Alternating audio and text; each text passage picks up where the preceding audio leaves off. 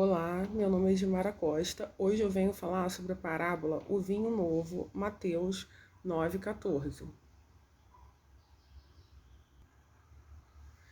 Então vamos lá, Mateus 9,14. Então chegaram ao pé dele os discípulos de João, dizendo: Por que jejuamos nós e os fariseus, muitas vezes, e os teus discípulos não jejuam? Bom, quando eles falam aqui de jejuar, é interessante dizer que quando as pessoas estão jejuando, elas estão tentando é, o controle, né, do corpo.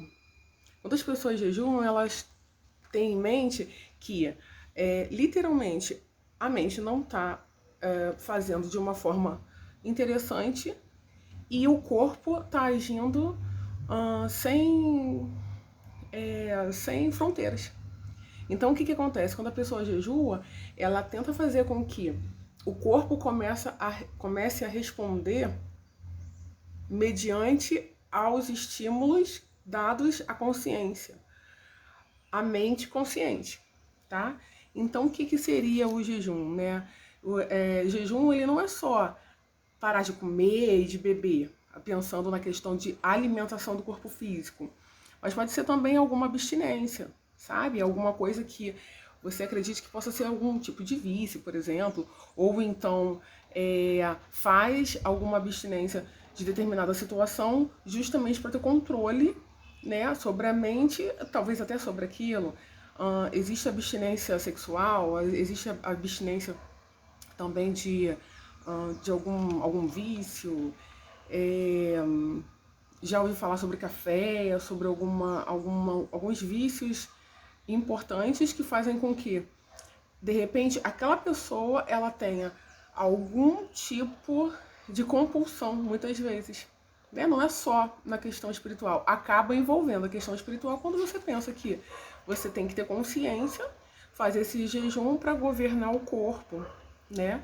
E aí a gente pensa o seguinte: a alma é que tem que governar, é nossa essência que tem que governar. E aí ela sensibiliza o espírito, e o espírito é o que guia, que dá direção ao corpo físico, tá? Então, assim, é como se a gente fosse uma forma elegante de colocar a carne na direção correta. É mais ou menos isso aí. É bom falar também sobre a respeito do jejum coletivo. Existem pessoas que fazem o jejum coletivo, né? É interessante? É até interessante sim, sabe? Um dá força pro outro e tudo mais. Sendo que o jejum, ele deve ser individual. Ainda que coletivo deve ser individual. Como é que é isso? Eu posso até estar fazendo parte de um grupo que faça a mesma coisa. Vamos lá, hoje a gente não vai comer de tal hora a tal hora, né? Tudo bem. Sendo que a experiência, o processo todo, o processo todo é meu. Não tem como eu acessar o processo que você está fazendo quando você está jejuando. Entendeu? Então, assim, esse processo, essa questão onde eu vou ter algum benefício, isso é para o meu corpo físico, mediante aquilo que está sendo exposto. De repente, não vai ser tão sacrificante para mim, porque talvez eu não precise de tanta coisa que sacrifique. Mas pode ser sim bastante sacrificante ao ponto de eu ter que me centrar tanto em conseguir fazer aquilo que eu fui proposta em fazer, que aquilo faz com que eu tenha que ter o máximo de foco possível para controlar e guiar o meu corpo, pensando que a minha essência tem que estar condizente com aquilo. Sabe? Então o jejum não é uma coisa boba e que a gente faz assim, à toa. Existe também o jejum, por exemplo, para fazer exame físico, né? Exame de sangue, enfim e tal. E aí também é um sacrifício. Às vezes a gente pensa assim: fico sem comer 2 horas brincando. Fica. Agora, diz que tem que fazer. Você põe esse propósito, esse foco. Eu vou fazer. Começa a mente a tentar interferir nisso. E aí você pode acabar não cumprindo o propósito por conta disso. literalmente da mente. Então o jejum, ele é isso. Ele é onde você controla o corpo físico vai fazer ou não. E não é fácil. Não é fácil, tá? Então vamos lá. Aí a pergunta, o questionamento para Jesus é esse. Por que a gente faz, né? Os fariseus também, mas os seus discípulos não jejuam? Simplesmente porque eles têm um controle. Eles têm um controle do corpo, eles estão ali se alimentando de Jesus o tempo inteiro, eles estão seguindo, praticando, fazendo todas as ações que Jesus está fazendo. Então, qual a necessidade de fazer jejum? Se a gente tem necessidade, percebe que precisa fazer o jejum, é justamente porque a gente não está seguindo, né? Ou a gente está tentando seguir, como os discípulos de João estavam lá de repente seguindo João, e os fariseus, bom, estavam fazendo corretamente? Estavam fazendo, esperando alguma coisa em troca? Estavam fazendo por, de repente, interesse de se mostrarem que estão fazendo coisas certinhas, inclusive fazendo o jejum por obrigação? Ou estavam meditando nas palavras de Jesus, nas ações dele, nas ações do próprio corpo, fazendo o que devia fazer com prazer, em festa e não por obrigação? Então olha só como é que, só nessa frase aí, a gente tem uma virada de chave muito legal. Esqueci de falar, né? As parábolas, elas são codificações destas entrelinhas que tem aqui, tá? Então, assim, parece uma historinha boba e tal, que às vezes sem pé nem cabeça, mas sempre tem alguma coisa importante entre elas, tá? Vamos lá, 15. E disse-lhes Jesus: podem, porventura, andar tristes os filhos das bodas, ou seja, os filhos do reino, enquanto o esposo está com eles? Bom, se você está seguindo da forma adequada, o esposo aqui representando Jesus, tá? Você vai ficar triste, você fica em festa, né? Então, por quê? Dias, porém, virão em que lhes será tirado o esposo, e então jejuarão. O que acontece nessa questão aqui? Quando você tira o esposo e você não tem um guia para te mostrar o que você deve fazer e você reproduzir aquilo ali, acaba que as pessoas sem direcionamento, elas acabam desviando daquele caminho onde tá tudo bem, tá tudo certo, e aí de repente, por conta de falta de foco, entre outras coisas que acontecem na nossa vida, acabam pegando e fazendo com que não tenhamos alguém ou alguma coisa para seguir. Vamos lá, é como se fosse sala de aula, né? A gente tem lá os professores que eles fazem um planejamento de aula e isso vai ser dado todos os dias conforme as horas e tudo mais. Se você não tem alguém ali para te ditar que é necessário fazer aquilo, você acaba não fazendo, vai desviar o foco para outra coisa, que é mais interessante. Ah, mas eu estudo uma coisa muito legal, é muito interessante. Pois é, mas sempre vai ter alguma coisa que causa mais a sensação de prazer do que até aquele estudo que você queira acompanhar. Sabe? Sempre vai ter alguma coisa. A sua mente muitas vezes até cansa ou tem medo de acessar algo mais importante. E aí ela faz isso. Ela faz esse mecanismo de defesa. Aí te dá sono, te dá cansaço, você levanta pra comer alguma coisa e não sei o que. E aí sai daquele foco, tá? Então, por isso que ele diz aqui que quando o esposo for tirado, ou seja, sair de cena no corpo físico, vamos dizer assim, às vistas, né? Então é necessário que a sua mente domine o seu corpo e aí você vai jejuar para voltar para aquele caminho ali, tudo bem? 16. Ninguém deita remendo de pano novo em vestido velho. O que significa isso, né? Remendo.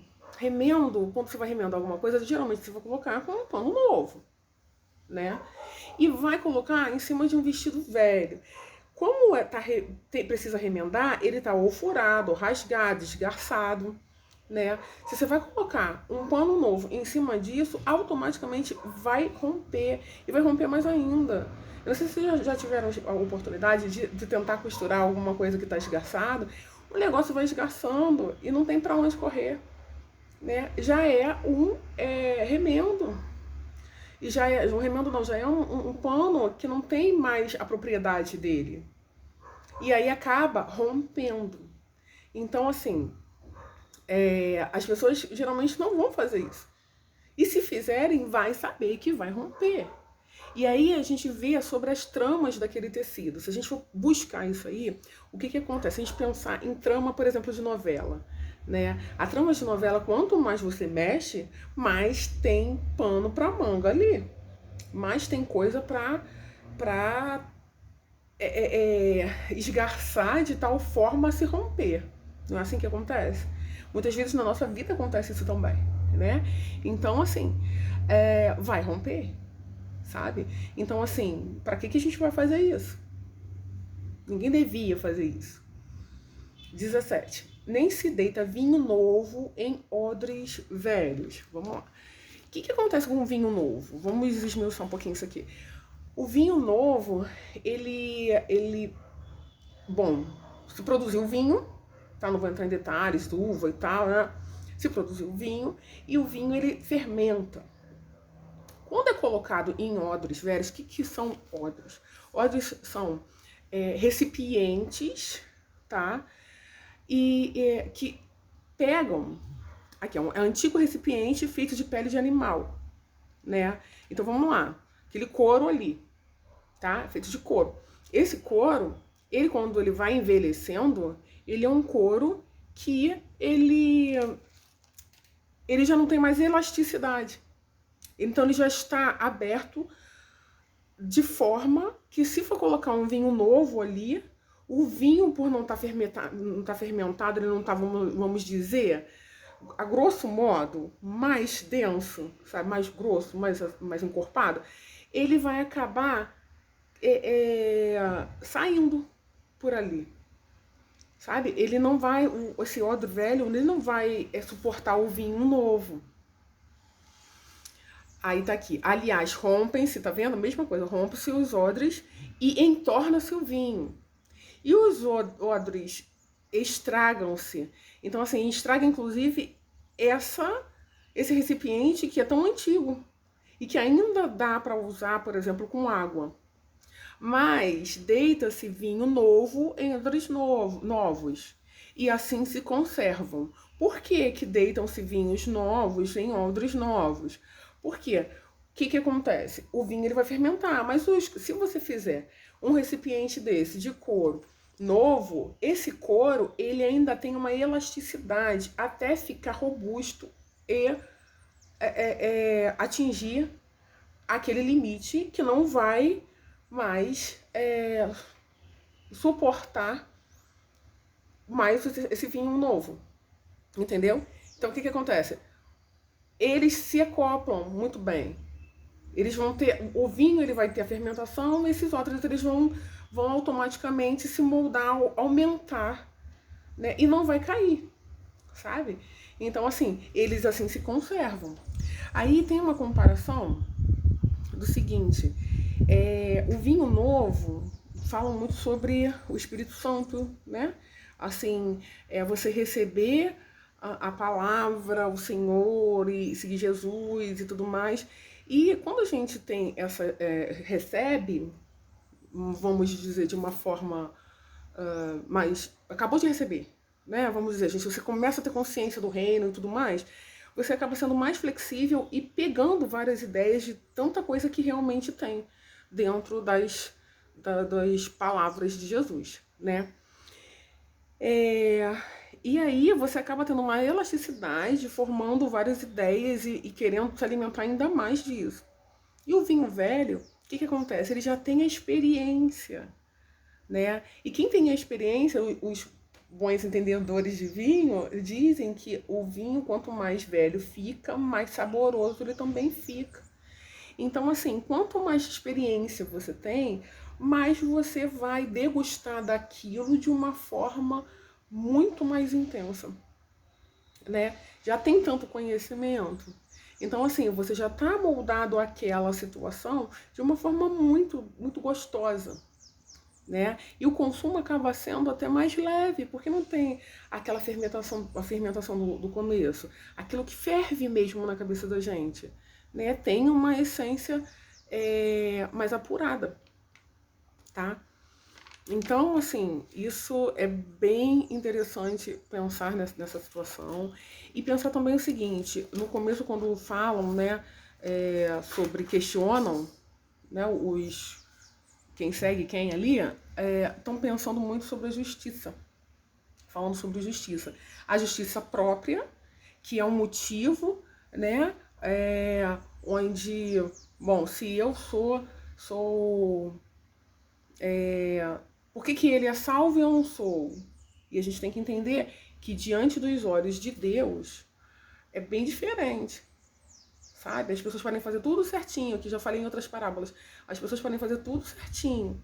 Sendo que, assim, se tá fazendo certinho, mas não tá fazendo mais do que aquilo, ou se tá fazendo certinho só porque eu quero ganhar alguma coisa, isso verdadeiramente, no coração, não é uma coisa dada de coração, de verdade, né? E aí isso pode até configurar em pecado, porque o que acontece? Vamos lá, pecado é muito extenso para falar, mas vamos ver se dá para entender só o mecanismo. O que sai da boca está dentro do coração. Se existe um questionamento, quando se fala de justiça, de injustiça e tudo mais, isso está dentro do coração e isso tem que ser trabalhado. E muitas vezes aquilo que a gente come vai sair nas fezes, entendeu? Então, assim, é um mecanismo natural.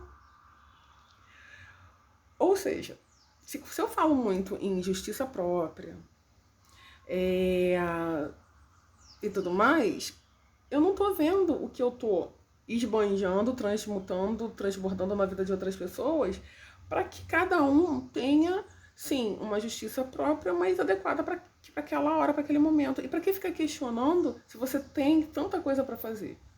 Você tem sua vida para você cuidar, né? Então, assim, a velocidade da justiça, ela vem de acordo com a tua essência, do seu propósito, se você realmente está no propósito, né? E Deus olha isso individualmente. Então, voltando aqui àquela questão do jejum, né? Do seu processo, da sua evolução, do seu propósito, da sua missão. E só faz. Um dia vai vir a recompensa para você, né? E aí, agradeça e receba de braços abertos.